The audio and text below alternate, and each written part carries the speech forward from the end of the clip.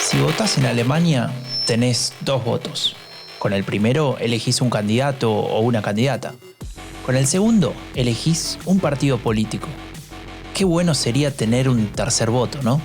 Por ejemplo, uno para elegir un podcast que te explique todo lo anterior, que te cuente cómo funciona y qué mueve a la política alemana.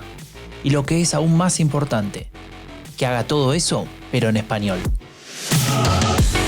Yo soy Franco de Ledone y junto a Raúl Gil vinimos a cumplir ese deseo, porque esto es el tercer voto, política alemana en español.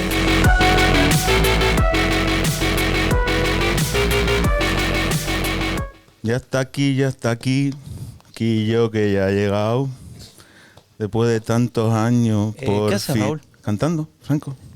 Pero... Cantando, la chirigota de Berlín. Están por aquí los compañeros y estamos en Andenburg. ¿Qué chirigota?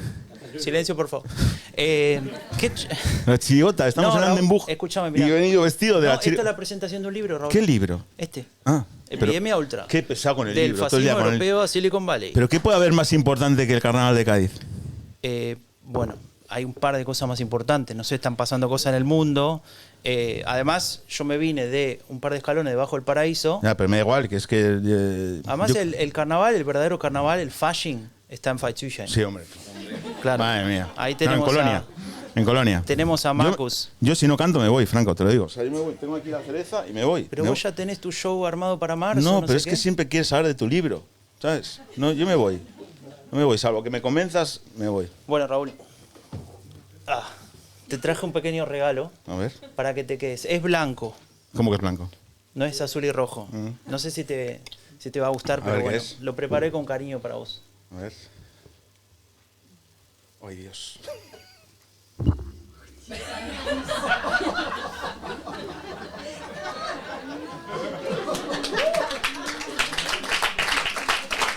Te lo merecías.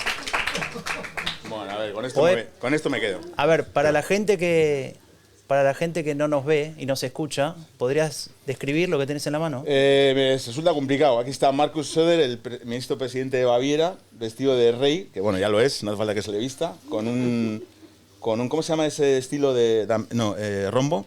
¿De rombo? Rombo Claro, podcast. como Rombo podcast, podcast. y tal cual, sí. Y bueno, el primer, este Berliner Fan von Markus Söder. Te quiero ver con eso Me voy a poner por para la dormir. calle.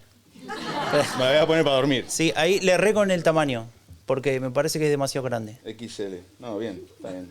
No, XZ, ¿qué es esto? 2 XLs. Sí. Ah, bueno. No, porque decía ahí que cuando compras tenés que comprar más grande porque después se achica con los lavados. Ah, vale. Muy bien. Si es que la lavás. La voy a lavar. Raúl, llegamos acá para hablar de qué está pasando en Alemania, Tienes ¿no? razón. Además de este librito. Y este año tenemos muchas elecciones. Es un año de los que nos gusta, un año electoral. No sé si he movido el micrófono con la emoción de Markus Söder. Eso es. ¿Tenemos cuántas elecciones? 5, ¿no? 5 elecciones en toda Alemania. Bueno, empezamos por... tenemos el 8 de marzo. Hacemos una mini pausa. Ahí está. Un aplauso para el señor que se va. El cable. Gracias. Se quería ir Tenemos destruyendo todo. el 8 de marzo en Baden-Württemberg. Exacto. Bueno, vamos a hacer un repaso rápido. Es un año que nos gusta mucho porque hay elecciones, aunque los resultados igual no nos gustan tanto. Pero bueno, no pasa nada, de eso ya hablaremos. Bueno, todavía no hay resultados. No hay resultados. Hay encuestas. Hay encuestas, un montón de encuestas. En Alemania gastan más dinero en encuestas que en investigación y desarrollo, que en educación, etc. Bueno, da igual, no vamos a hablar de eso. Baden-Württemberg, 8 de marzo, feudo histórico de los verdes, que siempre ganaban ahí, con, ¿cómo se llama? Kretschmann, ¿no? Sí. Que caen a 23% de 33% y ganaría la CDU con el 30% y AfD en 20%, es decir, dobla, estaba en 10%. En la segunda región más rica de Alemania, donde está Porsche, o como queráis decir, ¿no? O sea, no estamos hablando de Sachsen-Anhalt, que luego hablaremos. Sí, sí. Habla un poco de la situación de los verdes, ¿no? Porque era su lugar en Sí. Alemania, su región, donde tenía todo bastante bajo control durante Freiburg, mucho ¿no? tiempo. Stuttgart. Y bueno, ahora pareciera que eso ya no va a funcionar. Vamos a ver si consigue otro Land. Y luego tenemos en Rheinland-Pfalz, no sé cómo se pronuncia esto, Falsch. 22 de marzo, feudo histórico del SPD, aquí en este caso, que también cae del 36 al 26, es decir, 10 puntos, lo mismo que cae los verdes en Baden-Württemberg. La CDU va a ganar con el 30% y AfD va a sacar 18 y tenía 8. ¿Vale? También, o sea, el patrón vamos viendo. Y hasta aquí lo que va bien. Hasta aquí va bien, ¿eh? Hasta aquí va bien y ahora empezamos con Sachsen-Anhalt, ¿vale? Por cierto, os vais quedando con las cosas porque luego el quiz son aquí las preguntas, ¿eh? Apuntad. Sachsen-Anhalt, 6 de septiembre, 3 días antes de mi cumpleaños. Feudo histórico de la CDU, donde gobierna desde hace 25 años, ¿no? Que además la última elección fue un ejemplo, cuéntalo si quieres, Franco, que como pasó con David Hasselhoff, del coche fantástico. ¿No? No sé si... Hasselhoff. Ah, Hasselhoff, bueno, da igual. No me acuerdo ahora el nombre, me confundí con David. David. ¿Qué más da? Llámale David. No, no se llama David. Bueno, ¿qué más da? ¿Qué lo voy a buscar? ¿Cómo se llama Hasselhoff? King. Raina. Impresionante, gracias. Raina Hasselhoff, que en la última elección, hace 5 años, o sea, 2021, nos llamó mucho la atención, siendo un candidato de la CDU. Pensábamos todos, bueno, va a tomar la agenda de AfD, como había pasado en Baviera, como había pasado en otros lugares, con el partido de centro-derecha, decir, bueno, copio lo que dice la ultraderecha, porque así vienen los votantes de la ultraderecha y en vez de votar a la ultraderecha me van a votar a mí. No funciona. Nunca funcionó. No funcionó y no va a funcionar. ¿Cuántas veces hemos dicho que no funciona esto? Bueno, no se escuchan. Infinidad de ocasiones. ¿Pero qué hizo Hasselhoff? Además de tener el auto fantástico. Decidió no llevar adelante esa estrategia, lo cual significó que él tenía que construir su campaña en base a los valores de una CDU cristiano-demócrata y no necesariamente yendo a los temas de migración, a los temas de, bueno, los de la agenda de la ultraderecha. ¿Y qué pasó? Que sacó el mejor resultado de la CDU en ese momento, en esos años, y fue el único land en el este de Alemania donde Alternative für Deutschland no logró un resultado contundente, ¿no? Entonces, lo que hablábamos con Raúl en su momento, cuando hacíamos todavía el mítico podcast El fin de la era Merkel, bueno, tal vez no hace falta la estrategia de copiar a la ultraderecha, ¿no? Tal vez alcanza con sostener tus valores y a partir de ahí te votan. Bueno, Hasselhoff, Reinhard Hasselhoff. Rainer. No se presenta, ha dejado a un sucesor que nadie sabe cómo se llama. Y en las encuestas ahora AfD va primera con el 40%. Ya no estamos hablando del 25, 30, es 40%, ¿vale? Sacó el 20%. O sea, ya se vuelve a repetir el patrón de doblar. La CDU pasa de 37 a 26, otra vez perdiendo 10 puntos el partido que gobierna, sigue el mismo patrón. Y todos por debajo de 10, menos Die Linke que tiene 11, ¿no? Y AfD con Ulrich Sigmund, busquen su peinado porque tiene pinta de Made in Turquía. Se puede hacer body shaming de la derecha, no pasa nada, no os preocupéis. Cerca de la mayoría absoluta necesitaría 43 escaños y con 40% estaría en 37, 38, ¿no? O sea, podría sacar mayoría absoluta, lo cual ya daría igual que todo el resto se juntase, o sea, no habría más Brandmauer ni nada. O sea, a ver, no te pongas nervioso. Claro, porque si no la gente se va a ir mal a dormir. Bueno, claro, es que de eso se trata. Vale. La mayoría absoluta es una situación muy extrema que significa que solamente entran al Parlamento AfD, la CDU y el SPD. El Linke. Y todos los otros partidos, Verde, Linke, FDP, VSB, todos los partidos quedan fuera. O sea que solamente tres partidos con este reparto, si se sostuviese, ahí sí significaría que AfD tuviese más de 43 escaños y bueno, se acabó la discusión, habría un gobierno de AfD en Alemania. El programa de Ulrich Sigmund es primero ofensiva de deportaciones en un land con 5% de Migrationshintergrund. Que se venga a Berlín. Queridos, Einwanderung, que es el SAF, vamos a darnos cuenta ya. Y dejar de subvencionar las asociaciones de izquierdas. Que supongo que serán todas menos las de AfD. Porque claro. Bueno. Es muy particular, ¿no? Después tal vez lo comentamos, pero ¿dónde pone el eje ahí del espectro político, ¿no? Si ellos son lo razonable, más o menos, el centro, todo lo demás queda no sé dónde. Bueno. La única forma de formar gobierno ahora mismo, es que todos los demás se junten. Es decir, un gobierno de coalición de todos. Die Linke, la CDU, SPD, los veo. Una ensalada guapa.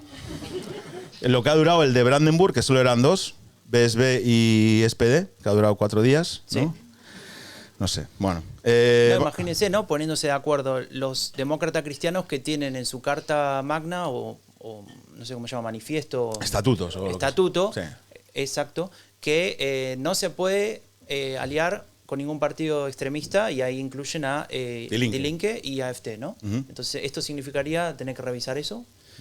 A eso se le suma volver a aliarse con el BSB, que está en una situación caótica, ¿no? El partido de Sarah Wagenknecht, no sé, todo el mundo más o menos sabe de quién hablamos. Y, bueno, los Verdes y el SPD, imagínate, ese gobierno. 5 partidos. Bueno, y el 20 de septiembre tenemos 2 elecciones, como nos parecían pocas, tenemos 2. 20 de septiembre, una en Mecklenburg-Vorpommern, antes de la manzana. 20 de septiembre, es feudo histórico del SPD, ese sí, 27 años gobernando el SPD, que es el espejo de Sachsen-Anhalt, ¿no? Es más o menos, que cae del 39, esta vez no 10 puntos, al 19, 20 puntos, amigos. Se pierde Manuela Svesigrovic. Se llama Svesic, pero bueno, como eras un poco prorrusa, la hemos llamado Svesigrovic. AfD en el 38 desde el 16, o sea, una absoluta locura, 22 puntos. Y está cerca también del 40. Estamos hablando de... ¿qué vas a decir? No, te iba a decir eso de... Cuando estábamos discutiendo sobre estos datos y demás, veíamos que el SPD baja 20, AfD sube 20. Y vos me decías, bueno, claro, tampoco es directo, ¿no? No hay trasvase directo, sí. Pero sí, tal vez alguna persona decepcionada me la puedo imaginar. Obvio, ¿no? Sí. Bueno, de hecho, en todas las últimas encuestas, cuando preguntas por, digamos, clase social, lo que sea, o digamos si eres clase trabajadora o los trabajadores de Alemania están votando mayoritariamente a AfD.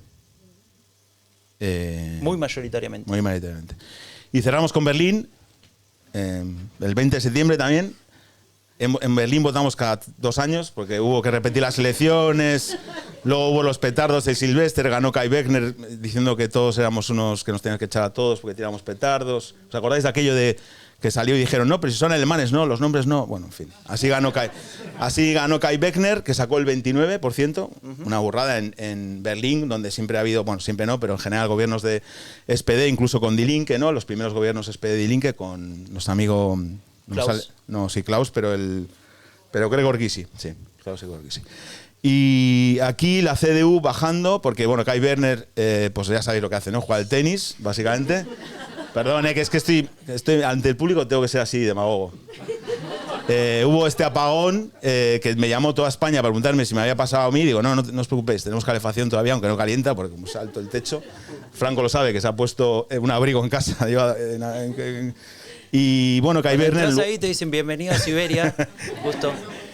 Kai Wegner, con los pingüinos. En lugar de resolver el tema, que había 100.000 personas afectadas, se fue a jugar al tenis. Se fue a jugar al tenis con su novia, que no pasa nada, pero que su novia es la senadora de... Aquí un poco de chismorreo, Es la senadora de Bildung, o sea que había 2 miembros del gobierno jugando al tenis en un momento, el peor momento de la historia de Berlín de los últimos 20 años, ¿vale? Entonces volvió de jugar al tenis y dijo que, bueno, que se tenía que despejar la cabeza porque había pasado 7 horas del desastre. Bueno, en fin.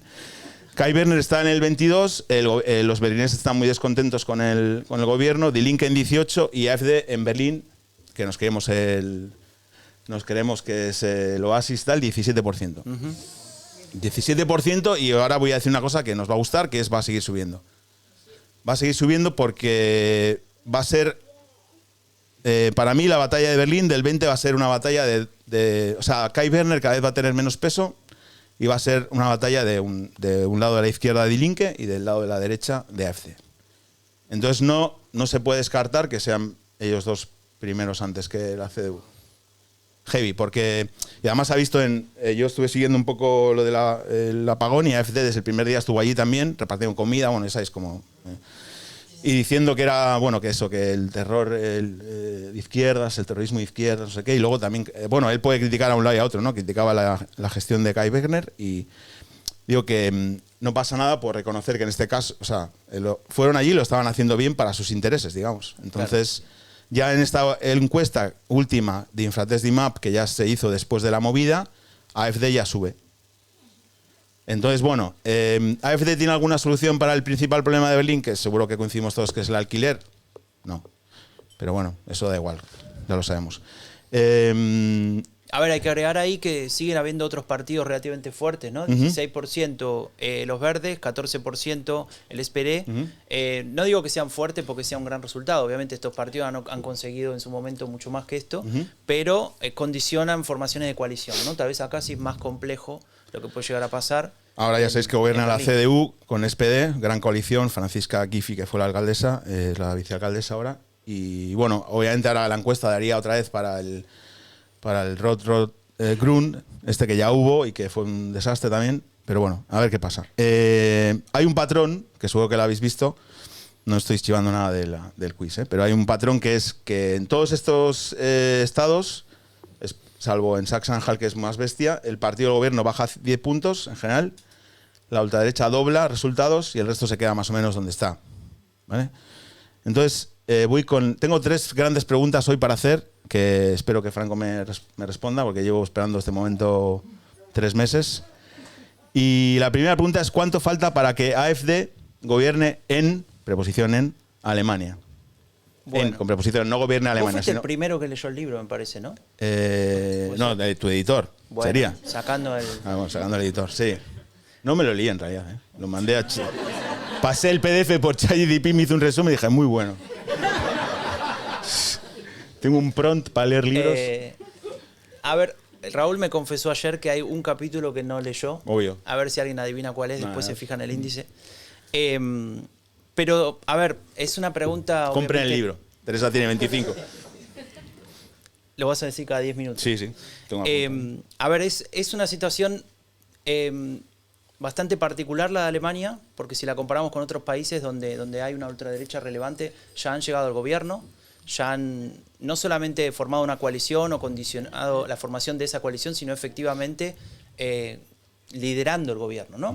Lo vemos en muchos países, en Italia, por ejemplo, está claro, en España a nivel comunidad autónoma también lo hemos visto, y también lo hemos visto en el pasado con Brasil, y actualmente, bueno, ni hablar de lo que pasa en Argentina, lo que pasa en Estados Unidos, en Hungría, en El Salvador, en Chile ahora. Tu amigo no sé si Kast. ya asumió No. o todavía no. No.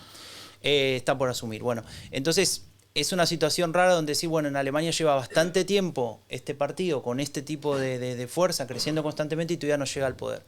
¿Qué pasa en Alemania? Que todavía tenemos el famoso cordón sanitario, ¿no? Ese cordón sanitario que más que nada tiene la responsabilidad de sostenerlo el partido de la Unión Demócrata Cristiana, porque es el partido más fuerte de Alemania, ¿no? Básicamente en casi todos los estados, algunas excepciones hay, obvio, pero es el único partido que si se acercase a AfD podrían formar gobierno en conjunto, y es tal vez el único partido donde aparece ese tipo de discusiones, ¿no? Más allá de que Sarah Wagenknecht en algún momento insinuó algo, ¿no? Donde, bueno, tal vez no está todo mal lo que dice AfD, en algún momento dijo. Pero saliendo de ese caso, que tal vez ya termina siendo bastante marginal hoy en día con la actualidad, me pongo a pensar, bueno, ¿qué significa esto para Alemania, ¿no? Y más allá del 40% que escuchábamos recién y esa eventual mayoría absoluta sacando ese caso, la pregunta es, ¿cómo sostener un cordón sanitario que tiene a un partido de ultraderecha con el apoyo de una porción tan grande de la población, ¿no? Estamos hablando de 30%, incluso por encima de eso, en el este de Alemania desde hace ya una elección que pasa esto, esta es la segunda vez que va a pasar, con lo cual ahí se empieza a discutir cómo sostenemos determinados parámetros democráticos, de decir, bueno, respetamos la voluntad popular de toda esta gran cantidad de personas y al mismo tiempo le decimos, pero ellos nunca van a poder llegar al gobierno y discutir. Y ahí es donde me parece que el debate no está claro.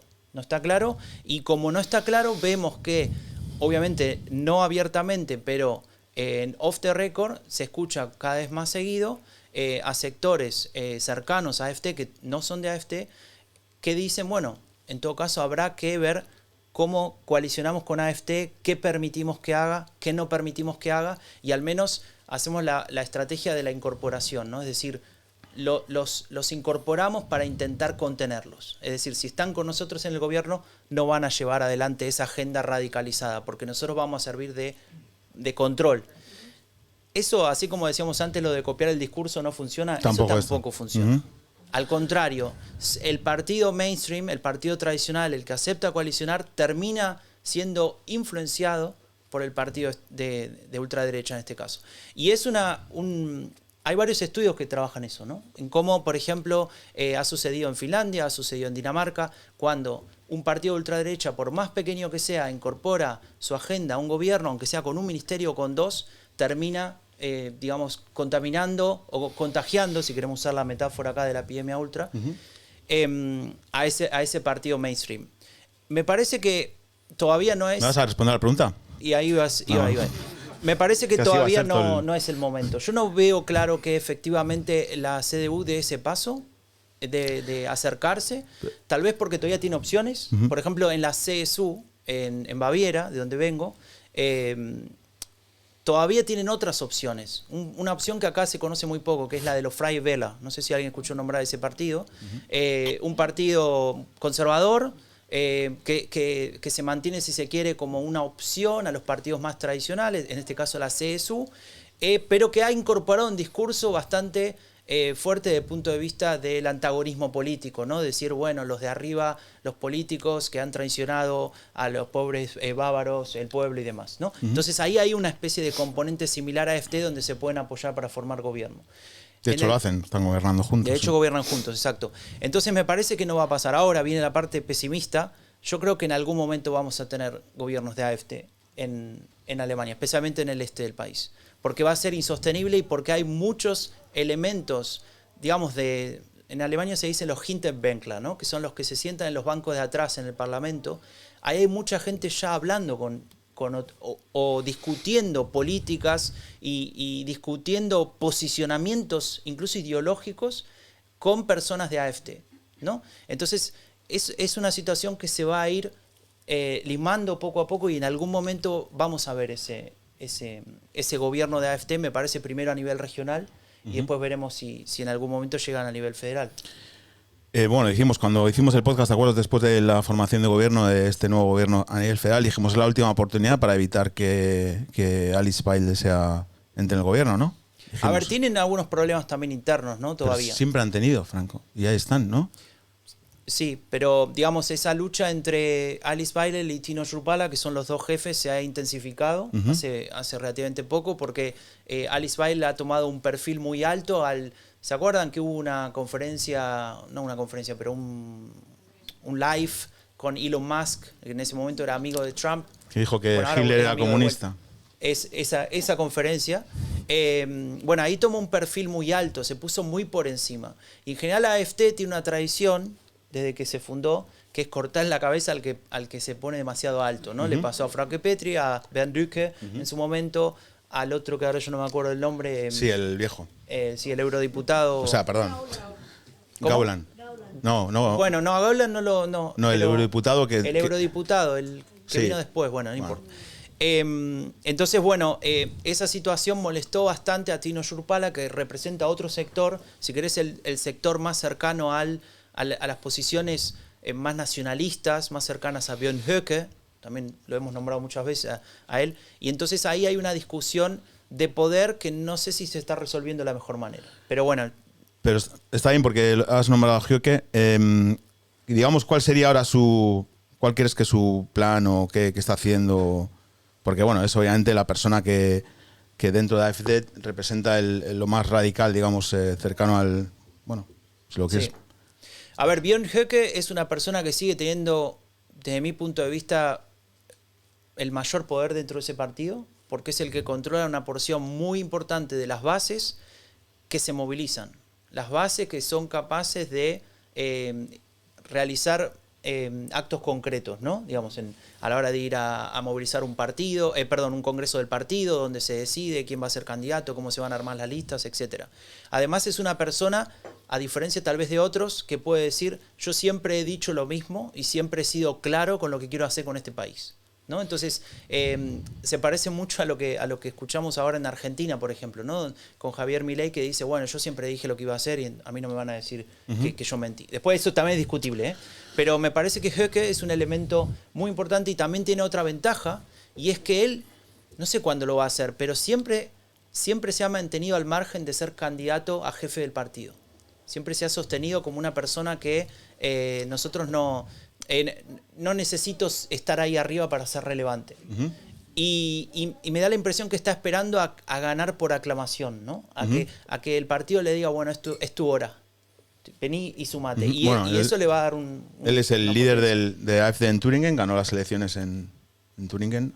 Pero bueno, fue el primero O sea, su partido fue la primera vez que AfD gana una elección.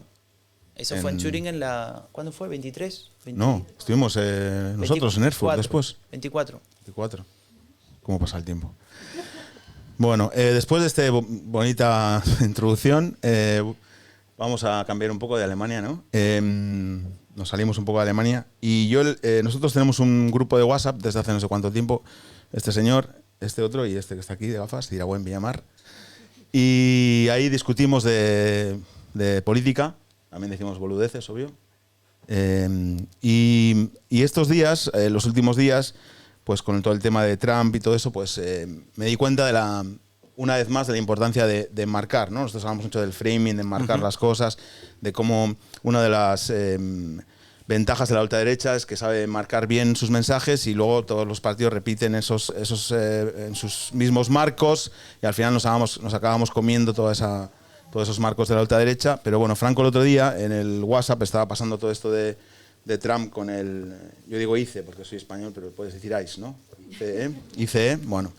Y dijo, sin preguntarle, como nos regala esas cosas a veces, está en el WhatsApp, estará tomando mate, y ahí en ese pueblo de nombre impronunciable, y dijo, esto es lo más, lo voy a repetir porque está ahí, esto es lo más fuerte que he visto hacer, no decir hacer, a un gobierno de ultraderecha en su propio país en este siglo, en la nueva ola de epidemia ultra. Y luego, a las 3 horas, le veo en el diario.es diciendo eso otra vez y diciendo, nunca hago comparaciones con el nazismo, ahora nos va a explicar por qué, pero el ICE es como la SA del nazismo. Entonces, obviamente, yo, desde que empezó toda esta movida del ICE, pues, bueno, obviamente preocupado por lo que estaba pasando, por todo lo que... Pero en ese momento, se me pone la carne de gallina al decirlo ahora, al decirlo así, Franco, de verdad me di cuenta de la relevancia de lo que estaba pasando, porque él lo nombró así, ¿no? ¿Por qué lo nombraste así? ¿Por qué hiciste por primera vez o segunda, no sé, igual primera vez una comparación con el nazismo? ¿Por qué no la haces antes? ¿Y qué te llevó a hacerlo? Sí. A ver, me pasó, como seguramente a muchos de ustedes, ver muchas de estas imágenes, ¿no? Estos videos, donde uno ve situaciones que son impensables en un país en el que teóricamente reina el Estado de Derecho, ¿no? Es decir, tenemos derechos, tenemos garantías y el Estado nos cuida. Y el Estado está ahí para protegernos de, por ejemplo, el abuso de poder, ¿no? Y lo que veía ahí eran situaciones totalmente fuera de lo que uno se podría imaginar, ¿no? Y me pasó eso, me pasó de pensar qué pasa cuando vemos estas imágenes y cómo las podemos entender.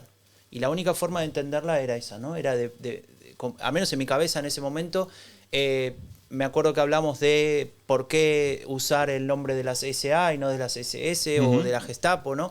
Y no sé, me salió naturalmente, después lo reflexioné cuando Raúl me preguntó y pensaba, bueno, la Gestapo era una policía secreta. Es decir, el Estado procuraba, en la medida de lo posible, después obviamente eso no fue así, pero en la medida de lo posible de que no nos demos cuenta que había una policía ahí escuchándonos, persiguiendonos, viendo qué decimos, qué pensamos y demás.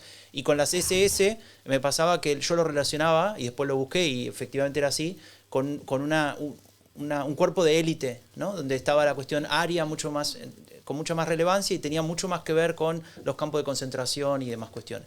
Las SA, que lo busqué ayer, ¿no? Hoy, Sturmabteilung, es un grupo que trabajaba como trabajaba ese ICE, ¿no? Era la mano del Estado para mostrar, para escenificar el poder del Estado, para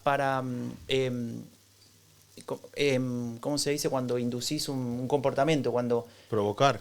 No. Sí, no para provocar, sino cuando... Fomentar. Disuadir.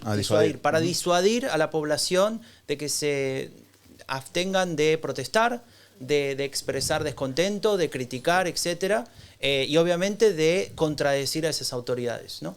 Y ahí es donde bueno, le mando este mensaje a Raúl y pensé, me parece que fui demasiado lejos, incluso en un grupo chiquito, ¿no? De 3 personas, que decimos mucha barbaridad, con lo cual es como se dice en alemán, un Schutzraum, ¿no? Hay muchas cosas ahí que yo niego todo lo que dice ahí. Tengo capturas de pantalla. Sí, bueno, fue la inteligencia artificial. Y igualmente ahí lo pensé, dije, pero comparar esto con las SA, con el fascismo, en este caso con el nacionalsocialismo, ¿por qué? Porque cuando llegué a Alemania, ahí de la mano de Verena, que está acá.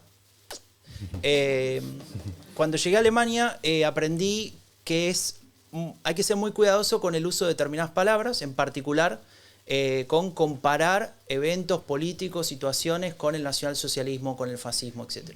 Básicamente bajo la argumentación de que estás vaciando de contenido, estás banalizando la tragedia tal vez más terrible que tuvo en este caso este país, pero podríamos decir el resto de la humanidad en el siglo XX, y todo lo que eso significó, ¿no? Entonces, siempre cuando en algún momento, en diferentes discusiones, empecé a incorporar eso, a partir de ahí era muy cuidadoso. Y incluso trabajando con este tema de la ultraderecha y demás hace años, siempre aparecía esto, ¿no? Bueno, por eso son fascistas. Entonces yo buscaba la forma de tratar de no usar ese concepto más que nada porque no lo tenía del todo claro. Me faltaban elementos para hablar de fascismo, ¿no? Y con estas imágenes, sumado al comportamiento de Donald Trump, sumado a lo que significaban estos ataques, porque llama mucho la atención que, por ejemplo, con el nivel de ataques que hay, con el nivel de violencia, fíjense que todos los videos son publicados. Hay muy pocas imágenes de que viene el policía y le saca el teléfono y no lo pueden publicar y sale por alguna razón, sino al contrario, hay un interés porque eso se vea, hay un interés porque ese poder, esa fuerza del Estado esté ahí en evidencia, ¿no? Entonces, creo que es una situación en la cual encontré diferentes elementos que me hacían llevar a esta idea de fascismo, y ahí cuando le escribo a Raúl, ¿no? Y pienso, bueno, que estuvo bien, estuvo mal, pero en algún momento me convencí, no, está bien.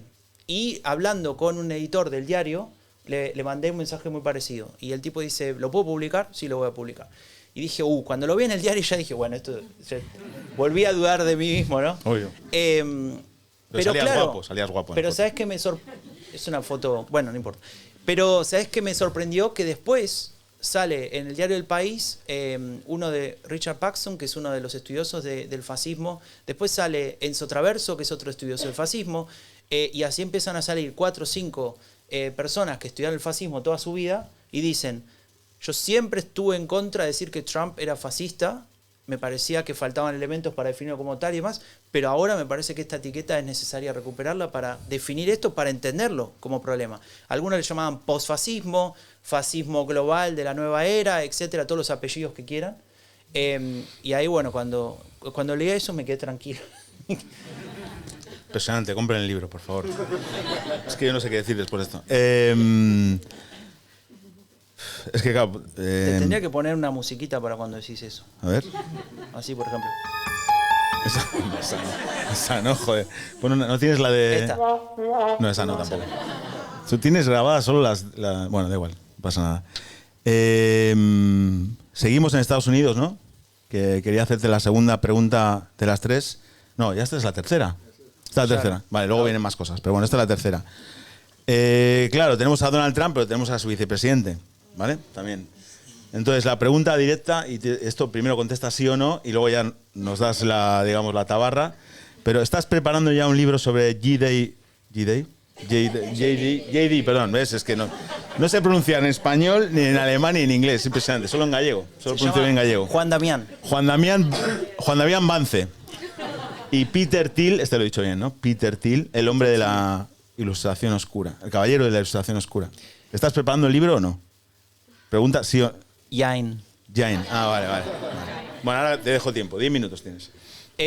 A ver, sí, me encantaría, porque me parece un personaje muy, muy complejo Jerry Vance.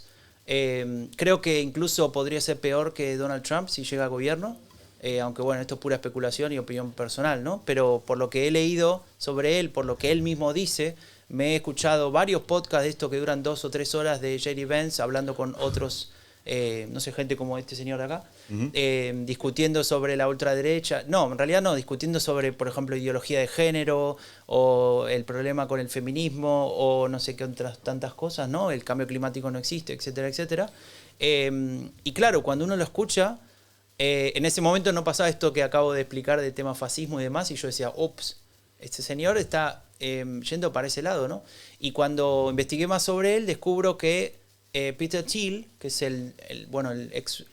fue el fundador de PayPal, después lo vendió, es una de las cabezas de Palantir, que es este software que ahora creo que todo el mundo conoce, si sigue el tema de ICE, que se está utilizando para encontrar a migrantes y encontrar sus patrones de movimiento, y ir y localizarlos y abducirlos. Estamos aquí, vengan. Aquí estamos. No, vengan, no. ¿Sí? Yo no quiero a nadie cerca de esos. Bueno. Y Peter Thiel le financió la campaña, ¿no? Cuando él quería ser senador en su momento. De hecho, es el donante más importante de esa campaña, ¿no? Con lo cual ahí hay una relación. Y cuando escuchás, insisto, estos podcasts que les comentaba muy largos, de pronto aparecen líneas que son casi calcadas de las ideas de la Ilustración Oscura. La Ilustración Oscura, hay un capítulo en el libro, así que no me extiendo mucho en eso, pero, gracias Raúl, ahí está, no funcionó. La Ilustración Oscura plantea la idea de que, básicamente, muy resumido, la democracia no funciona, no sirve para nada. Lo que necesitamos es que los estados sean reemplazados por corporaciones, y esas corporaciones tengan un líder, un CEO monarca, una especie de persona que sabe mejor que todos los demás cómo administrar los recursos que tiene esa corporación, ya no más Estado, y las personas que viven ahí pagarán por los servicios que consumen, no todo, no en el sentido de los impuestos, sino tenés hijos que van a la escuela, que paguen la escuela, no tenés hijos que no van a la escuela, no pagan la escuela. Usás esta calle, pagás por esta calle, no usás esta calle, no. Digamos, todo muy complejo, ¿no? Muy granulado, muy difícil de verlo en la práctica, pero en cualquier caso planteado así, y si a alguien no le gusta esta corporación, este país, este Estado corporación, bueno, se va a otro. Uh-huh. Lo que a mí me parece que eso es migración, ¿no? Se conoce, pero sí. No, esa palabra no existe. Y lo escuchás hablar a J.D. Vance yendo en esa dirección, uh-huh, ¿no? Y ahí es donde digo, bueno, ¿cuán lejos estamos de intentar efectivamente trabajar en ese proyecto, ¿no? Uh-huh. Hoy cuando estábamos comiendo esas lentejas con sobrasada que te he preparado y calçots, me decías, no, esto no va a pasar, o cómo no va, y no sé qué era que estábamos hablando, no creo que pase. Hemos dicho siempre no creo que pase y siempre ha pasado, entonces se acabó, sí. ¿No? Era algo, no sé qué era, pero siempre decimos no creo que pase, ¿no? Que van a tener 16 Champions. No había sacado el tema del fútbol todavía. ¿Sabes por qué esta cerveza es buena? ¿Por qué es de Baviera? Porque de Baviera. En fin, se me ha acabado la mía, no quiero decir nada, pero bueno. No, el libro. Yo quiero decir dos cosas del libro. ¿Cuál libro? Epidemia Ultra. Epidemia Ultra, aquí dice Fernando Arancón, director del Orden Mundial, es imposible entender el mundo actual sin prestar atención a este libro. Muy bien, Fernando. Un saludo a Fernando. Juan Luis Sánchez, su director del diario El País, también el podcast El Día al Día o algo así. Un análisis imprescindible para descifrar a la nueva generación ultra. Y dentro, Carlos de Vega, que estuvo aquí en Berlín mucho tiempo viviendo, trabajando en la Deutsche Welle. Un reportaje trepidante, un libro de historia, un thriller y una película de terror. Bueno. ¿Habrá película? No. No, voy a decir. Dos cosas de este libro. Yo llevo escuchando a este hombre, ¿cuántos años? Desde el 2013. 13, bueno. Son 12 años. No vas a contar de vuelta la historia. Qué maravilla, ¿no? Gracias. No voy a contar de vuelta. Pero bueno, le he escuchado mucho y de hecho mucha gente me dice, no solo yo, que cuando está leyendo el libro le está escuchando, porque la escuchan en los podcasts y ahora le escuchan en el Orden Mundial y le escuchan mi hermana se cansa de escucharla, ya la escuchan en todos los lados, ¿no? Entonces, este libro, para quienes ya saben algo de esto, profundiza en ese saber. Y para quien todavía, pues no sé, quiere empezar a saber, pues nos sitúa, ¿no? en esto. Y lo que me pareció, que después de leerlo, aparte que me hizo pensar un montón, estuve dando la chapa a mis seguidores, mis 200 seguidores en Instagram, con un montón de stories que nadie entendía ni yo mismo, me hizo pensar un montón. De hecho, pensé en lo de la presidenta o la primera ministra danesa, un montón, todo esto del... Bueno, luego hablamos si quieres. Frederiksen. Sí, luego hablamos de ella. Del SPD racista, el SPD no, del Partido Socialdemócrata Racista de Dinamarca. Y otra cosa que me quedó del libro claro, que es lo que estamos hablando, es igual no me había quedado claro hasta ahora, porque no sé, como que tendemos a reírnos de Trump más que a tomárnoslo en serio, que es la relevancia de Donald Trump para la normalización y el apoyo a la ola reaccionaria, ¿no? O sea, no tenía tan claro su relevancia, ¿no? Pero bueno, vamos vamos a hablar un poquitín más y luego hacemos la pausa. Estad atentos porque estamos diciendo las respuestas al quiz, ¿vale?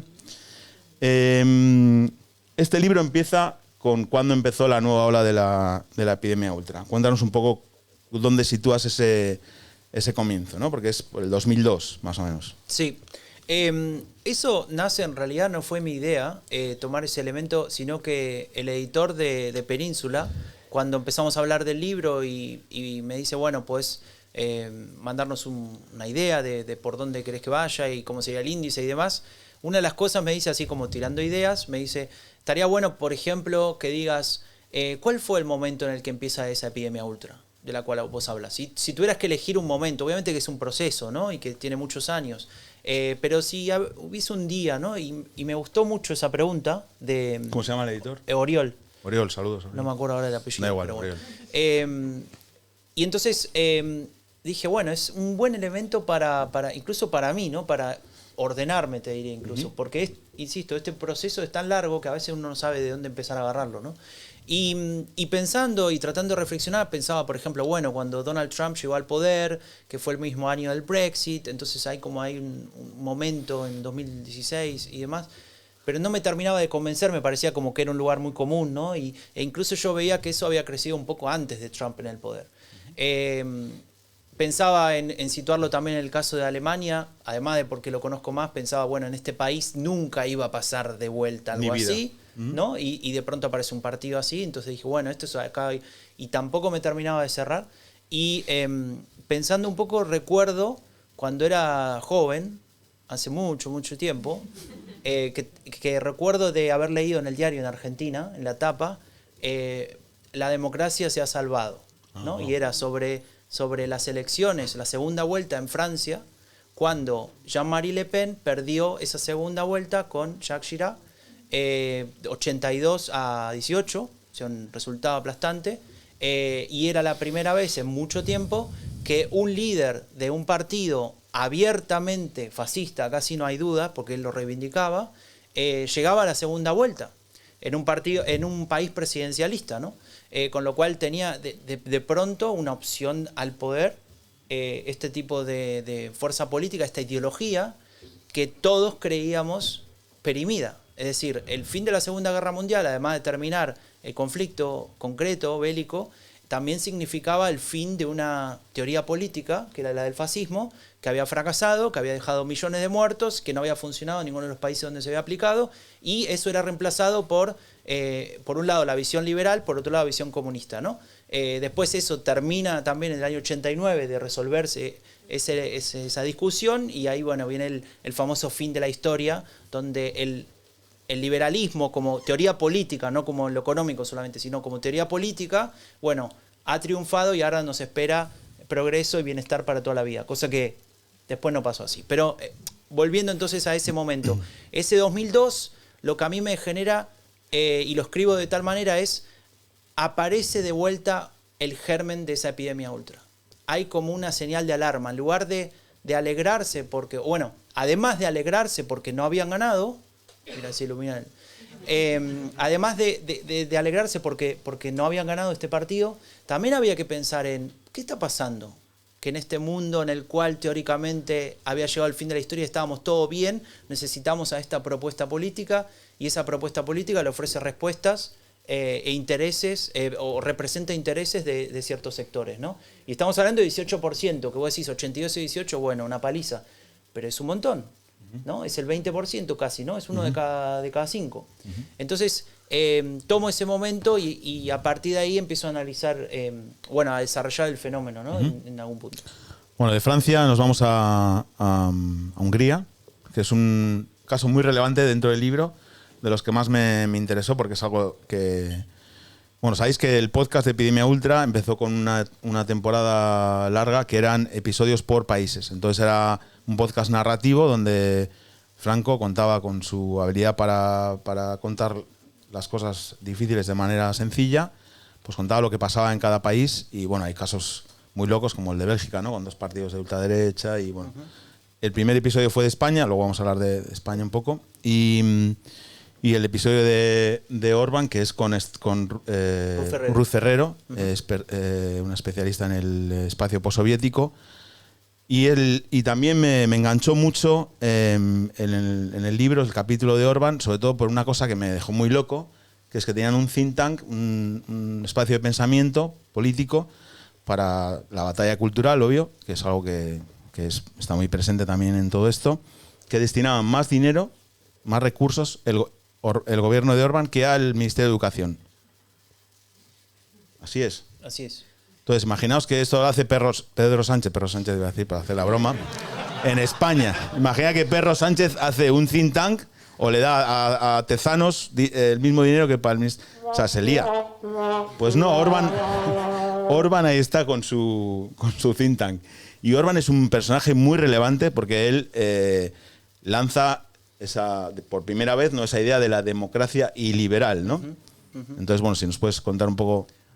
Sí, en el libro le puse el profeta ultra. El profeta ultra. Porque Orbán funciona un poco como un faro para muchas ultraderechas en el mundo, ¿no? Es decir, a veces se suele preguntar si hay una internacional ultraderechista, es decir, si hay una organización y demás. Yo no creo que haya una organización en el sentido piramidal, es decir, que haya alguien que piensa las movidas, pero sí hay una red, eso es innegable.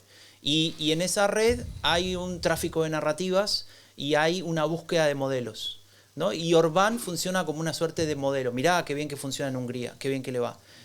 Eso ahora, después de haber escrito el libro igualmente, pero puede entrar en duda porque Orbán está teniendo problemas ahora. Puede ser que pierda la elección, ¿no?, que es el año que viene, o este mismo año en abril. Este año en abril. Pero bueno, esa es otra cuestión. La cuestión es que Orbán, con todo el poder que logra acumular, con esta capacidad que tuvo de transformarse de un liberal, ¿no?, una persona que volvía a la Hungría después de la caída del muro a construir un país sin ese yugo comunista, y que volvía de haber cobrado una beca de Soros, becado por Soros. Que es quien le financió los estudios todo de bien, Derecho. Os puede haber becado a nosotros. Podría. Vuelve a Hungría y en un proceso relativamente corto transforma su partido de jóvenes liberales que buscaban la liberación en un partido conservador. Y después de hacer ese cambio, pasa a ser un partido ya de ultraderecha, ¿no? Y cuando llega al poder, efectivamente, con una narrativa mucho más nacionalista, de exclusión, etcétera, va modificando con el poder que logra construir, con la cooptación de la justicia, del poder legislativo a partir de reformas y demás, reforma la Constitución y demás cuestiones. Entonces lo que plantea Orbán en algún punto, y ahí viene la parte siquiera académica que él tiene, a diferencia de otros líderes, que tal vez no tienen tal cosa, es decir, bueno, yo lo que les propongo acá es otra teoría política. Y esa teoría política se llama el iliberalismo, ¿no? Liberalismo pero con I adelante. Tampoco la desarrolla demasiado, esto lo presenta por primera vez en una escuela de verano en Rumania, que es una zona que Hungría de alguna manera no reclama, pero considera parte de su país, porque ahí hay un sector muy grande de húngaros y demás. Plantea esta idea diciendo, bueno, el liberalismo está bien. ¿En qué sentido? En que la gente tiene que elegir a sus representantes, como me eligen a mí siempre por el 79.000% de los votos. Eso está bárbaro. Y también está en su derecho la gente a ser libre a la hora de comerciar, de intercambiar y demás. No queremos nada parecido al comunismo. Eso está claro. Ahora, cuando venimos a hablar de otros temas donde nos metemos en cuestiones sociales, por ejemplo, en cómo tiene que ser una familia o en cómo tiene que comportarse una persona respecto de su orientación sexual, y empiezan todas esas preguntas de esa otra parte, digamos, de la discusión política, él dice, eso no lo quiero, esa parte del liberalismo a mí no me interesa. Y esa es la que él dice que a Hungría tampoco le interesa, porque una de las cosas que hace Orbán, y lo hace muy bien, es transformar no solamente su partido y su gobierno, sino su propia figura en la propia Hungría. Es decir, lo que él dice y hace es lo que piensa el pueblo húngaro. Todos los demás o no son húngaros o son enemigos de Hungría internos de los cuales tenemos que deshacernos. Entre los que cuenta George Soros, que fue quien le financió en su momento y no lo suele recordar. Ahí le dieron la beca mal. Así que bueno, me parece un personaje clave, y bueno, lo que dice Raúl, tampoco lo voy a ampliar demasiado, pero se llama Matías Corvinus Collegium y es un think tank que otras ultraderechas también toman como modelo. Por ejemplo, Vox en España ha creado la Fundación Disenso, que se parece bastante en ese sentido, y bueno, hay otras más. En Alemania, Erasmus, ¿no? Desiderius Erasmus Stiftung, y la idea de ese tipo de fundaciones es ir formando cuadros, ¿no? Cuadros políticos, para eventualmente, y técnicos también, eventualmente tener personal suficiente y también ganar influencia política en otros lados, porque Matías Cobrinos Collegium recibe personas de fuera y también tiene iniciativas fuera del país. Genial. ¿Qué voy a decir? Es que tengo aquí puesto genial, fantástico. El guión es que me ha hecho es eso, ¿sabes? El guión es perfecto. Y nos vamos, hace mucho frío en Hungría, nos vamos a un lugar donde ahora hace más calor, que es Argentina. Y ahí hablas de un personaje, aparte de quien estáis pensando, que es Rothbard. Murray. Ahora explicas quién es y qué ideas tienes, pero la pregunta es ¿por qué las ideas de este hombre Rothbard tienen éxito en un país donde el Estado siempre tiene una presencia tan grande, ¿no? Como es Argentina? Bueno, a ver, Murray Rothbard tiene cantidades de libros y escritos y papers y demás. Vos lo conocés, seguramente te habrá tocado leerlo. ¿No? Bueno, me alegro por vos. Y con lo cual, como decía antes, también lo voy a resumir muy brevemente, pero para que tengan una idea, y tal vez cualquiera que conoce el discurso de Javier Milei le va a sonar familiar esto que les voy a decir, pero la idea es que el Estado no debería existir. El Estado es una entidad mafiosa, corrupta y que no la necesitamos para tener nuestra vida, y que, por ejemplo, llega a definir el cobro de impuestos como un acto de un robo, ¿no? Básicamente. Entonces plantea la idea de que, un poco parecido a lo que le decía de la ilustración oscura, por lo único que tenemos que pagar son por los servicios que necesitamos o que queremos, y todo lo demás estaría por fuera y solamente funciona porque el Estado tiene el monopolio de la violencia y nos coacciona a pagar de esa manera. Por eso se llaman impuestos, ¿no? Igual había que buscar otro nombre a los impuestos, ¿no? Capaz. Acabo de pensar ahora. Bueno, te dejo hasta el... No sé, ¿no? Otro nombre que suene mejor. Te dejo hasta el final del podcast. Voy a llamar al Finanzam a ver qué me dicen.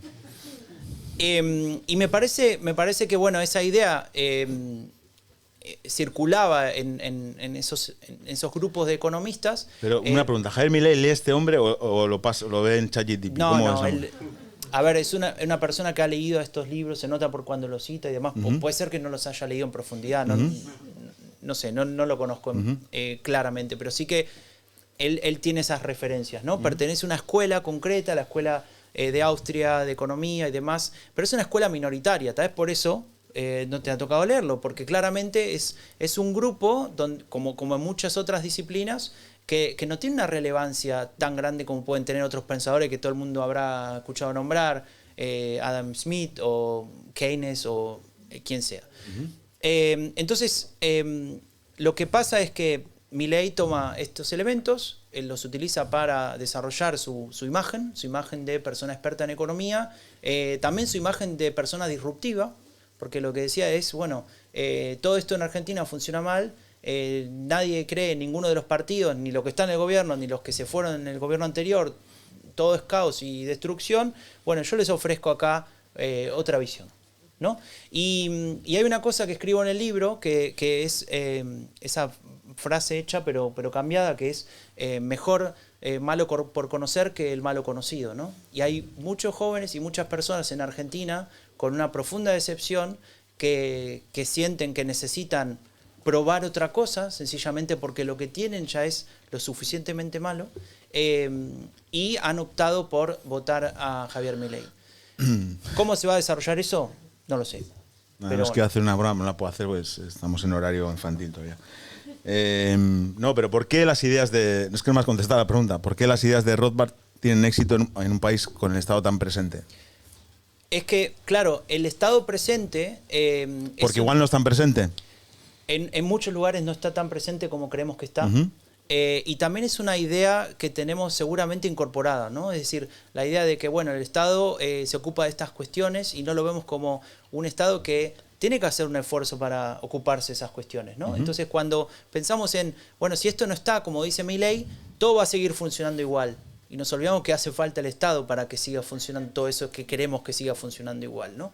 Y ahí es donde hay una suerte de disociación. No necesariamente es una elección racional, es decir, no necesariamente hay un porqué en ese sentido, sino que lo llevaría más para el lado de las emociones. Como pasa con todas las ultraderechas, su primer paso en general es para crecer un poquito. El caso de Milei fue bastante particular porque llegó directamente a ganar la elección, ¿no? Pero ese primer paso, esa primera elección, está asociada con un descontento profundo. Es decir, con una decepción grande con los partidos que son opción de gobierno, que uno puede llegar a votar, los mainstream y demás, y además una decepción profunda con cómo está funcionando el sistema en ese momento, ¿no? Y lo que ofrecía Milei en ese momento era, yo ofrezco romper este sistema y hacer otro. Y eso es lo que termina él convirtiendo en una suerte de mensaje de esperanza, ¿no? Como transformar la destrucción en esperanza, ¿no? Es una cuestión bastante particular que pudo lograr él. Bueno, de Argentina vamos a España, ¿te parece? Voy a leer un poco porque ya que tengo el libro aquí. Teresa tiene 25 ejemplares, os lo comento para que los... Dice, en la página 161, que arriba pone la manosfera, puerta de entrada a la ultraderecha, que este es un tema guapo, el de la manosfera también, para charlar. Dice, después de lo sucedido en Andalucía, la historia de Vox cambió para siempre y se transformó en la expresión de la derecha radical populista de España, con proyectos internacional y con proyección internacional, y con una agenda política rupturista que potenciaría el debate público en términos ideológicos y morales. Temas como la memoria histórica, la inmigración, el activismo y la igualdad de género pasaban a ocupar un espacio sobredimensionado en las tertulias de los medios de comunicación, en la interacción en redes sociales y en las discusiones diarias. De pronto la agenda ultraderechista marcaba el pulso político en España y la epidemia ultra había llegado a la península ibérica justo cuando habíamos dicho que nosotros estábamos vacunados, ¿no? ¿Cómo fue posible que ese proceso, es el primer capítulo de epidemia ultra, el de Vox, cómo fue posible que ocurriera eso? Claro, el primer episodio del podcast. Sí, perdón. Claro. Sí, efectivamente, eso estaba pensando, ¿no? Cuando hice este podcast de epidemia ultra, muy brevemente, ¿no? La historia es que me interesaba mucho el tema de AfD, y empecé a leer sobre eso y empecé a leer cada vez más y me di cuenta que había mucho escrito, en mi ignorancia, ¿no? Obviamente. No descubrí nada, digamos, pero me di cuenta para mí que había mucho escrito sobre el tema y decía, ¿por qué vemos este fenómeno como algo novedoso? ¿Y ahora qué vamos a hacer frente a esto si ya se ha descrito lo suficiente, si hay muchos estudios sobre eso, si hay trabajos sobre los que lo votan, lo que dicen, etcétera? Y ahí es donde sale la idea de hacer este podcast, ¿no? En su momento, en el año 2019, todavía no había pandemia. Y lo teníamos pensado para lanzar en abril y mi idea era entrevistar expertas y expertos sobre el tema y demás, y de pronto viene la pandemia. Entonces me dicen, no puedes hacer un podcast que se llama Epidemia Ultra ahora. Yeah. Y yo dije, sí. Claro. Es verdad. Claro, es que yo le mandé el mensaje a Raúl, porque me mandaba ese mensaje, yo estaba ahí. ¿Quién te lo mandó? Cuéntalo, porque Anfibia. Anfibia, sí, los chicos de Anfibia, con quien hicimos la primera temporada y me ayudaron un poco al principio. Estaba ahí, me acuerdo, tal cual, en la fila del supermercado, con ¿se acuerdan? La mascarita y demás. Todavía era la de tela, ¿no? No se sabía bien. Desastre. Y me acuerdo, dije, ¿ahora qué hago con esto, no? Porque ya había hecho 2 o 3 entrevistas incluso, y le mando a Raúl y Raúl me responde, no importa, hacerlo igual. Bien. Y bueno, pasó eso, ¿no? Que hice una pausa, o sea, la decisión fue medio intermedia, fue decir, bueno, no, sí, en marzo de 2020 o en abril no puede salir un podcast que se llama Epidemia Ultra, evidentemente, se pospuso unos meses hasta octubre, pero en ese tiempo tuve la oportunidad de pensar, como nos pasó a todos, después de ver todas las películas de Netflix y todo eso que hicimos, cosa que no pasó, yo estaba con mis 2 hijas y Belén ahí sufriendo todo. Pero bueno, no importa. Y ahí es donde pienso, bueno, tal vez puedo hacer algo un poco más narrativo, contar la historia y no tanto entrevistar a alguien. Y surge eso, y el primer guión que quiero hacer es sobre Vox. Y me acuerdo de hablar sobre por qué no hay una ultraderecha en Alemania, en España, como si la empezaba a ver en Alemania, y mucha gente me decía, bueno, no, pero en España no hace falta eso, porque por ejemplo, no sé, la gente que está descontenta va y vota a Podemos, y la gente de derecha va y vota al PP, listo, fin. no hay lugar para ese partido, ¿no? Y entonces, bueno, más allá después de investigar y trabajar el tema y ver lo que pasó en Cataluña, un poco yendo a tu pregunta, ¿no? En Cataluña y después lo que pasó en Andalucía, lo que veía era esa subestimación del fenómeno, ¿no? Y ahí, de eso escribo bastante en el libro, especialmente al principio, de no querer creer que va a pasar, ¿no? Me decías antes lo de Milei. Cuando preguntaba en Argentina, ¿por qué en Argentina no hay una ultraderecha? Como hay en Brasil, ¿no? En ese momento estaba ya Bolsonaro en el poder incluso. Bueno, acá está el peronismo, no va a pasar eso, porque el peronismo ocupa este espacio y demás. Y siempre, cada vez que yo preguntaba eso, era esa respuesta, ¿no? Con Chile también. Cuando José Antonio Caz se separa del partido UDI, ¿no? Que sería la centro derecha o la derecha en Chile, forma su propio partido, se candidatea, saca el 7%. Parece nada, pero es un montón para una persona que hizo la campaña solo y demás. Se posicionó, lo conoce todo el mundo ahora y demás. Y no, bueno, pero UDI controla porque los va a sostener y demás. Y así siempre pasa eso, ¿no? Es como que se repite. Bueno, lo que dice siempre es que el día que llega la epidemia ultra a un país es cuando el día anterior hemos dicho aquí no va a llegar nunca. Exacto, sí. Es como haber ido al súper, como fui a comprar ese día, sin la mascarilla. Bueno, a mí no me voy a contagiar. Pum, listo, te contagiaste.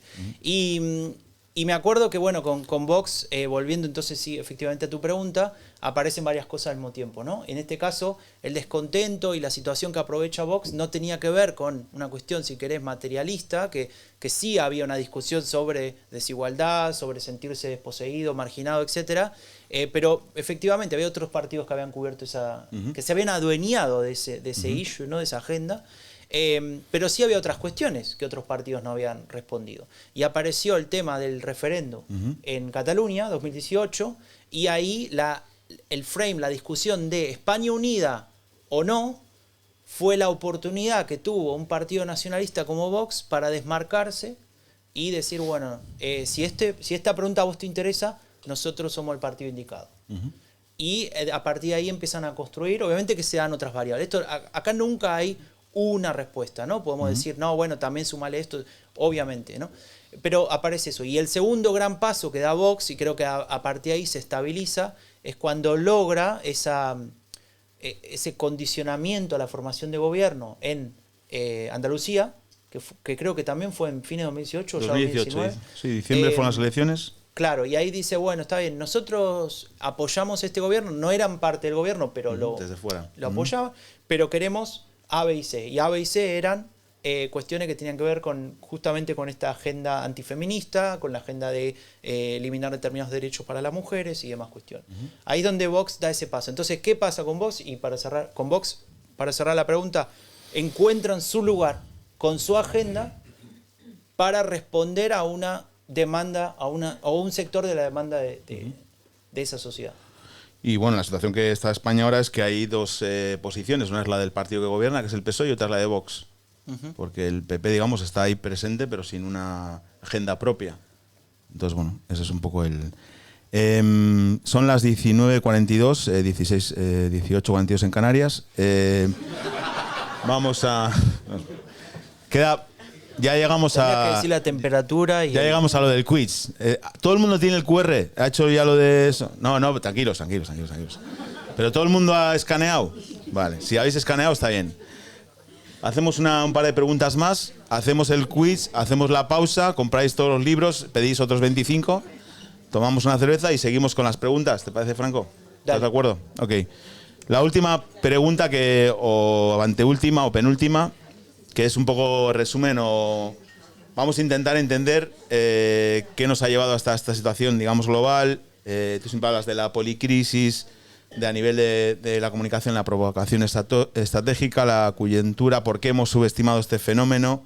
Un poco si puedes resumir, que es difícil, porque dices obviamente no hay una sola razón, por qué estamos hoy presentando este libro, por ejemplo. Sí. A ver, se podrían buscar muchos elementos. Habíamos hablado de ese punto simbólico de darnos cuenta que existía ese germen latente ahí cuando pasó lo de Jean-Marie Le Pen en Francia. Pero obviamente pasaron muchas otras cosas, ¿no? Me parece que una de las cosas más importantes, la mencionabas vos hace un rato cuando decías lo de Trump, que te pasó cuando leías el libro, es que también casi sin darnos cuenta o por subestimarlo, es decir, por ser inocente, negligente, podría ahí caber muchos elementos, hemos normalizado el discurso o la narrativa que propone este tipo de partidos, ¿no? Hemos aceptado que un modelo de sociedad puede ser el que nos propone esa gente. Algo que hace no muchos años era parte de una visión marginal, ¿no? Era, bueno, este poquito de grupo de personas que llega como mucho al 5% que piensa así. Y ahora lo que vemos es, bueno, no, si queremos cambiar algo tendríamos que ir y votar a este partido que propone un cambio real. Profundizando sobre ese cambio, posiblemente nos demos cuenta que no es necesariamente lo que queremos o no responde a los problemas que tenemos, ¿no? Porque cada vez que hay un periodista o una periodista que empieza a preguntar en serio a este tipo de líderes y le pone efectivamente a discutir sobre políticas públicas concretas, salvo que le hablen de migración, no tienen nada más para decir. Y los invito a pensar en el ultraderechista preferido de ustedes. Y van a encontrar ese problema. Me acuerdo, el ejemplo más claro fue Alexander Gauland, acá en Alemania, o que yo recuerdo ahora, en una de esas famosas Sommer Interview, ¿no? Cuando no pasa nada en Alemania, hacen la Sommer Interview durante 6 semanas. ¿Os acordáis del verano? ¿No se acuerdan? Es verdad. Hay una cosa que se llama verano. Es cierto. Perdón. Bueno, en esa época, que vos añorás, hay cada fin de semana una entrevista con el jefe de uno de los partidos, ¿no? Y cuando le tocó a Alexander Gauland, si no recuerdo mal, en 2018, es decir, al año siguiente que había tenido esa gran elección AfD y había llegado al Parlamento y había dicho, vamos a cazar a Merkel y la vamos a perseguir, la vamos a sacar de aquí. Bueno, ese señor hace la entrevista y el periodista de ARD le dice, bueno, primera pregunta, señor Gauland, ¿qué tiene para decirnos del problema demográfico en Alemania y qué haría usted? ¿Qué políticas tiene pensado AfD para afrontar esta discusión, ¿no? que afecta a la sociedad alemana en su totalidad? Bueno, ese es un tema que yo en realidad no manejo porque no lo tengo tan claro, porque hay especialistas en el partido. Entonces la driblió ahí, ¿no? Como Messi, por ejemplo. Pero después le hace otra pregunta y le dice, ¿y usted cuál es el plan que tiene para, por ejemplo, paliar la crisis climática que estamos viviendo, etcétera, etcétera?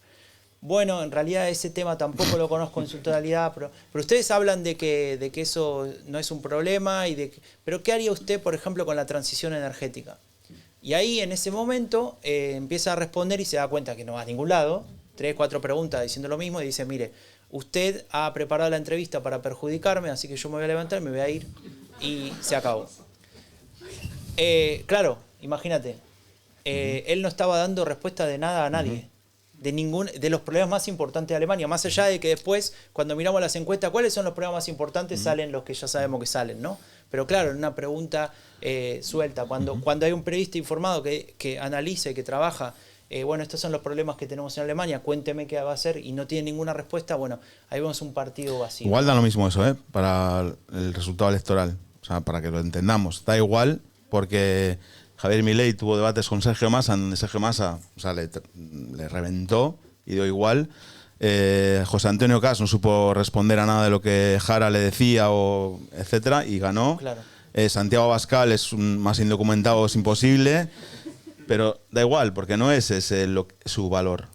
Ahí creo que entra otro tema que también menciono al final del libro y demás, y es que tal vez hay una promesa rota o incumplida, ¿no? Es decir, ¿se acuerdan que hace un rato hablábamos de esto de, bueno, llegó el fin de la historia, ahora hay que esperar el progreso, nos va a ir cada vez mejor y no vamos a tener ningún tipo de conflicto y demás? Y lo que nos demuestra la realidad es que no solamente aquí en Alemania, sino en muchos lugares del mundo, la marginalidad aumenta, la desigualdad aumenta, las personas que se sienten decepcionadas y que sienten que no se los escucha o que sus problemas no son visibles, etcétera, también crece. Y los partidos de ultraderecha han encontrado una forma de traducir esas problemáticas en una discusión que siempre dice Raúl, del pobre contra el pobre, ¿no? Han puesto ahí un otro social, una persona que no pertenece a nosotros, que sería el migrante, el extranjero, el que piensa diferente, el que es de tal ideología política, el woke, ¿no? Y siempre eso va cambiando, pero aparece ahí. Y en esa en esa discusión muchas personas encuentran un refugio. La lucha, al menos para expresar ese descontento, la lucha ¿no? del penúltimo contra el último. Que es un poco. ¿Te acuerdas en Erfurt cuando estuvimos? Ganó AFC las elecciones en Erfurt, fuimos a grabar un podcast allí con la gente de Erfurt, la comunidad hispanohablante, asociación, etcétera, y les preguntamos, ¿qué pasa aquí? Bueno, cuando la gente va a no sé qué sitio a intentar conseguir una vivienda porque no la tiene, como no hay recursos para todos, pues se encuentran en la misma fila con otra gente que está peor todavía que ellos. ¿Y a quién echa la culpa? A los que están peor, no a quien no genera esos recursos para todos, ¿no? Claro. Eso nos decían allí. Y los únicos partidos que no tienen ningún problema de expresar eso, Ujú. no tienen ningún problema moral, y no tienen ningún tipo de castigo político por hacerlo, es decir, no hay un electorado que van a perder por decir eso, son esos partidos, ¿no? Entonces, en ese sentido, y capaz que volviendo incluso a tu primera pregunta de cuándo tardan en gobernar o cuándo, capaz que ampliándolo, ¿no? Y llevándolo a un nivel, si querés, un poco más abstracto, me parece que vamos en una dirección, cabe en la parte pesimista, donde esa visión del mundo y esas narrativas se van a sostener y se van a convertir seguramente en algo hegemónico. Y nos va a tocar convivir con eso. Y tal vez el gran desafío nuestro sea no solamente ver cómo luchamos contra eso y demás cuestiones, que eso me parece muy importante, sino también pensar en qué proyecto político a futuro podemos llegar a desarrollar, a apoyar, a querer, que no sea solamente defendamos esto que tenemos hasta ahora, porque la ultraderecha es peor que esto. Porque para mucha gente esto que tenemos ahora tampoco es bueno, porque la están pasando mal, por la razón que sea, ¿eh? Y ahí me parece importante dos o tres cosas. Primero, no sé, ahí capaz que lo hemos discutido en algún momento y demás, no creo que funcione enseguida indignarse con el otro y decirle, porque vota a tal o cual partido, ¿no?, de ultraderecha, y decirle, vos no pensás, no votás en contra de tus intereses, sos idiota, sos fascista, sos no sé qué. Porque ahí creo que generás ahí una distancia donde no va a haber más diálogo, ¿no? O sea, el otro tampoco tiene ganas de escuchar que vos le decís eso. Aunque tal vez tenés razón, no lo sé. Pero si queremos cambiarlo, digo, ¿no? También entiendo el enojo. Pero me parece que ahí llegamos a un límite. Y la segunda cuestión, que la escuché el otro día en uno de estos videos de ICE, que me llamó la atención, que es esa visión paternalista, ¿no? De decir, ay, mirá, pobres, qué idiota, mirá quién votan, pero vamos a tratar de comprender. Yo creo que eso tampoco funciona. Lo que hay que discutir es cuál es ese otro mundo. Así como la ultraderecha te dice, este otro mundo es el que yo quiero, ¿no? Exclusionista, donde la disgregación social es importante, donde hay un nosotros y un ellos, y los ellos se tienen que ir. ¿Y qué mundo queremos ofrecer nosotros? Porque si solamente decimos, cuidemos el status quo, no va a funcionar. Entonces eso creo que, aunque parezca que no, para mí es la parte optimista. Porque si logramos darnos cuenta de eso, tal vez sí podemos pensar en un mundo mejor para dejar, no sé, por ejemplo, a mis dos hijas, que ahora tienen 12 y 11 años, y que en X cantidad de años se van a tener que hacer cargo de esto que le dejamos nosotros. ¿Hay vodka por ahí o algo? Santísimo. Comprad el libro, pero también tenéis la oportunidad de que os toque. Aunque os toque, lo tenéis que comprar, ¿vale? O sea, porque lo podéis regalar a otra persona, que os lo va a agradecer, porque de verdad hay en este libro un montón de herramientas para que podamos, ser más conscientes, entender mejor lo que está pasando y también tener un método, ¿no?, para combatirlo, para pues conseguir esa idea, ¿no? Decías antes, perdón, antes de ir al quiz, pero decías lo de que estas ideas se han convertido en mainstream. O sea, hace 8 años el único que defendía deportaciones a Alemania era el NPD, un partido nazi declarado, NPD. Y ahora lo defiende AfD, pero también lo ha defendido la CDU, y también cuando era canciller Olaf Scholz salió en una entrevista a que deportar y muy eficazmente. En großen Stil. En großen Stil, ¿no? Entonces, bueno, ese acorrimiento de la ventana de Overton, que no vamos a hablar de eso porque es muy largo, pero es obvio que... Bueno, hay un capítulo ahí al final sobre Dinamarca que mencionaste antes. Dinamarca. Pero bueno, no, lo vamos Algo a huele a podrido en Dinamarca, ya que estamos en una librería. Con Groenlandia también. Vamos a hacer ¿qué es lo que estáis esperando todas? El quiz. A ver, se van a ganar el libro que tiene acá algo especial, que es ¿Se puede leer? Segunda edición, porque antes de Navidad me escribieron los de la editorial diciendo que funcionó tan bien que lanzaron la segunda edición. A alguien le falta una cosa muy importante. Somos No como sé por qué la gente no aplaude. 80 cuando digo personas.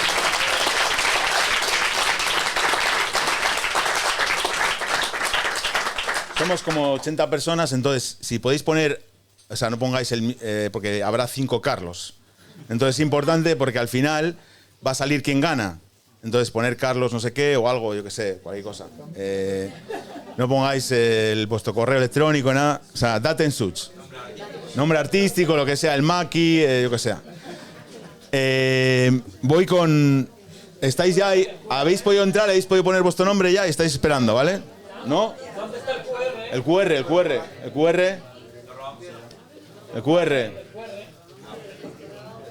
Espero. Cuando todo el mundo lo tenga, todo el mundo tenga conexión a internet, que va muy rápido, como sabéis, en Alemania. Junto a la puerta está ahí, sí, el que esté. Donde está Juanillo con la camiseta de la chirigota, está el QR también. Decidme, Esperamos porque para nosotros lo más importante es que el público esté bien. ¿Estás contento con la charla, Franco? Sí. Bueno. ¿Qué hacemos con el podcast? ¿Lo cortamos ahora o Para... sigue grabando? No, déjalo, ¿no? Y luego... Bueno. Che, me parece que Oxen se quedó afuera. Ah, no sé, sí. ¿Tenéis todos ya? Ah, no. Carmen falta. Y Elis... Queda el rincón del periodismo. Queda aquí del escanear. Bueno. Hay 35 players, 36 players ready. O sea, hay 37. ¿Solamente? 37, no sé. Solo 37 no puede ser. 37, no sé. Me extraña. Bien, bueno, hay 36, 37. Vamos a empezar, ¿vale? Es importante que respondáis rápido porque, claro, si no es que respondáis correctamente las 5 preguntas, porque si no, no tiene... ¿Qué pasó? ¿Qué es ese ruido? Ah, ¿qué es esto? ¿Es esto? Vale, que soy yo. Que soy yo, joder, vale. 41 players ready. Muy bien. ¿Solo 41? 42, vamos. A 40 delitos vale, 40 delitos cuesta. La muñeca chochona. Vamos con... Ahí veo que Úrsula tiene problemas para loguearse. ¿No? ¿Está bien? Está, ok. Voy a darle, ¿vale? Voy a darle. Start. Primera pregunta. Vamos. ¡Qué nervio! ¿En qué Bundesland AfD podría tener la mayoría absoluta? Hay 4 opciones. Va por velocidad eso, ¿eh? Sí. Mira, ella tiene cara de que se la sabe todas. ¿Están mirando acá las respuestas? No, que no están aquí. Everyone has answered. Vamos. Segunda pregunta, voy, ¿eh? Hay 44 aciertos y 3 desaciertos. Voy, segunda pregunta.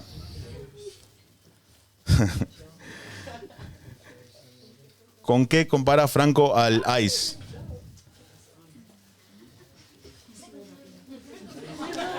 Esta es fácil, ¿eh? Esta es fácil.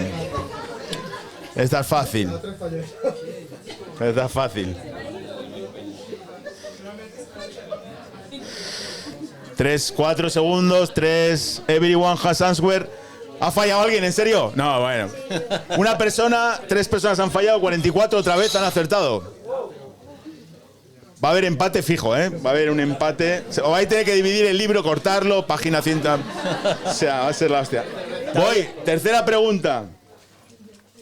Che, pero ¿cómo comparten la cerveza? Ahora vemos. No, La cerveza se la beben. ¿Quién es el caballero de la Ilustración Oscura?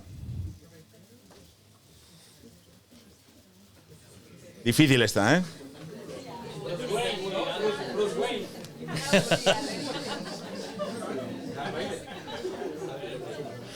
Vamos a ver, aquí empiezan a ver, aquí va a haber ya gente que se descuelgue. Creo, ¿eh? Creo. Time's up. 14 han fallado. O 15. Ahí ya... Hay 15 que se están empezando a despedir del libro. Chao, libro. Bueno, voy con la cuarta. La cuarta es fácil, ¿eh? No me acuerdo cuál es, pero es fácil. Vamos, ahí viene. ¿Cuándo comenzó la nueva ola de epidemia ultra? Joder, qué fácil es esta.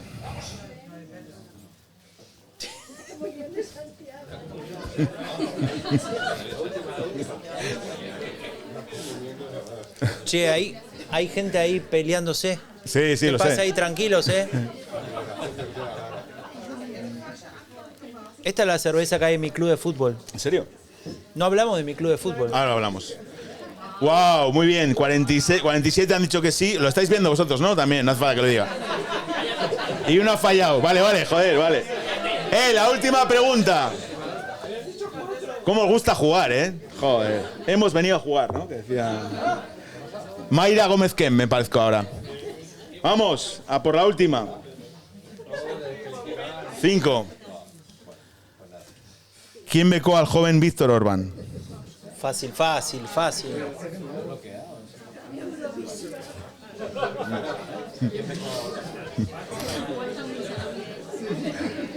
¿Quién va a ganar, Raúl? No lo sé.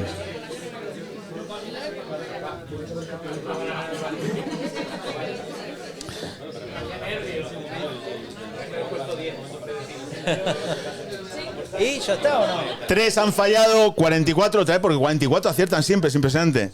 Bueno, ya vamos a ver quién ha ganado. Os va a salir a todos, con lo cual no puedo hacer trampas, ¿vale?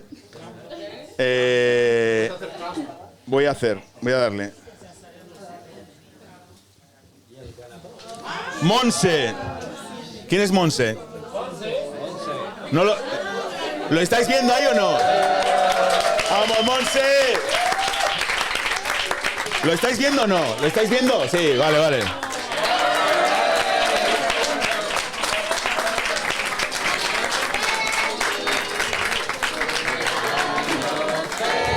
¿Y por qué cumpleaños?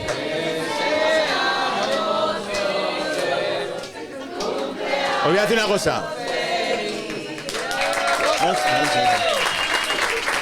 Monse, que venga a recibir el premio. La cerveza será Teresa. Mirad, Monse 428, Carlos Red, que está aquí, por un punto, Daniel por otro. Qué importante es ir a votar, chicos. Por un voto puede pasar cualquier cosa. Vayan a votar. Bueno, ahora hacemos una pequeña pausa, 15 minutos, pedimos cerveza, compramos el libro, fumamos un cigarro, vamos al baño y volvemos con las preguntas. Gracias por todo.